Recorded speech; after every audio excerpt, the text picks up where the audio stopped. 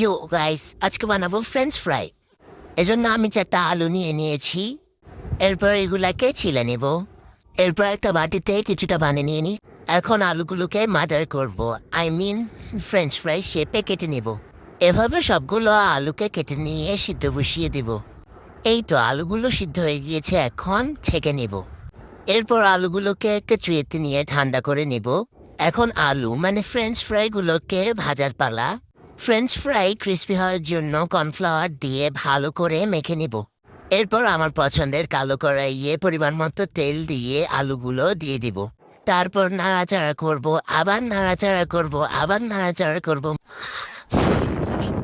Finally French fry ভাজা শেষ। এখন আমি এগুলোকে তুলে ফেলবো। এরপর সামান্য পরিমাণ ম্যাজিক মশলা দিয়ে দিব। গাইস, ট্রাস্ট মি, এতটা মজা কিভাবে হতে পারে, সেরা সেরা। ওকে গাইস, দেখা হবে একটা নতুন ব্লগ নিয়ে, বাই।